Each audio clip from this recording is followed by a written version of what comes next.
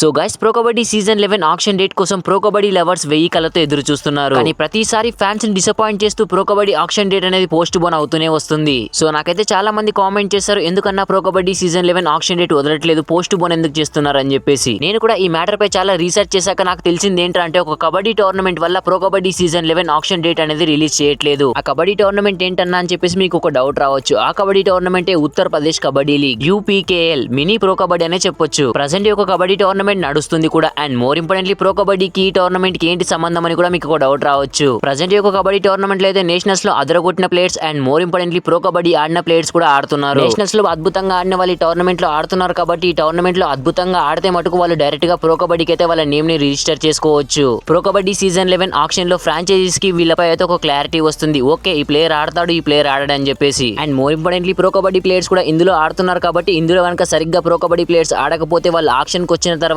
వాళ్ళకైతే అంత మంచి ప్రైజ్ అయితే ఆక్షన్ లో రాదు. ఫ్రాంచైజీస్ కి అయితే ఒక క్లారిటీ ఉంటుంది, ఎవరిని కొనాలి ఎవరిని కొనకూడదు అని చెప్పేసి. అండ్ మోర్ ఇంపార్టెంట్లీ చాలా మంది యంగ్స్టర్స్ కూడా ప్రో కబడ్డీ సీజన్ 11 లో అవకాశాలు దక్కుతాయి ఈ టోర్నమెంట్ వల్ల. కాబట్టి ప్రో కబడ్డీ ఆక్షన్ అయితే పోస్ట్ పోన్ చేశారు. ఒకవేళ కనుక ఈ ఉత్తరప్రదేశ్ కబడ్డీ లీగ్ కంటే ముందే pro kabaddi season 11 auction date కనుక పెట్టుకుంటే ఫ్రాంచైజీస్ కి ప్రజెంట్ ప్రో కబడ్డీలో ఎవరు ఫామ్ లో ఉన్నారు and more importantly national players లో ఎవరు బాగా ఆడతారో ఎవరికి అర్థం కాదు. టాలెంట్ ఉన్న ప్లేయర్స్ కూడా ఆక్షన్ కి వస్తే వాళ్ళు సెలెక్ట్ కారు. టాలెంట్ ఉన్న యంగ్స్టర్స్ ని కూడా ఆక్షన్ లో ఎవరు బై చేయరు. ఒకవేళ కనుక వాళ్ళ టాలెంట్ ని టోర్నమెంట్ లో నిరూపించుకుంటే మటుకు ప్రో కబడ్డీ సీజన్ 11 ఆక్షన్ లో ఫ్రాంచైజీస్ కి ఒక క్లారిటీ వస్తుంది, వీళ్ళని కొనొచ్చు అని చెప్పేసి. యంగ్ జనరేషన్ ని కూడా ప్రో కబడ్డీ సీజన్ 11 లో మనం చూడొచ్చు అని చెప్పేసి pro kabaddi season 11 auction date అయితే పోస్ట్ పోన్ చేశారు ఈ టోర్నమెంట్ వల్ల. సో ప్రో కబడ్డీ వాళ్ళు అయితే చాలా తెలివిగా ఆలోచించారని చెప్పొచ్చు. ఈ టోర్నమెంట్ అయితే pro kabaddi season 11 auction date కంటే ముందు ప్రో కబడ్డీ ప్లేయర్స్ కి చాలా ఇంపార్టెంట్. ఎందుకంటే ప్రో కబడ్డీ ఆడిన వాళ్ళు ఈ టోర్నమెంట్ లో కనుక సరిగ్గా ఆడకపోతే వాళ్ళు ఆక్షన్ లోకి వచ్చినా సరే వాళ్ళకైతే అంత మంచి ప్రైజ్ అయితే రాదు. అండ్ మోర్ ఇంపార్టెంట్లీ అన్సోల్డ్ అయ్యే అవకాశాలు కూడా ఖచ్చితంగా ఉంటాయి. సో మీకైతే ఒక pro kabaddi season 11 auction date ఎందుకు రావట్లేదు అని చెప్పేసి ఒక క్లారిటీ అయితే వచ్చేసిందని నాకు అనిపిస్తుంది. సో నా గెస్ ప్రకారం అయితే ఒక ఉత్తరప్రదేశ్ కబడ్డీ లీగ్ అయిపోయిన ఒక 1 వీక్ అనంతరం pro kabaddi season 11 auction date అయితే రిలీజ్ చేస్తారు.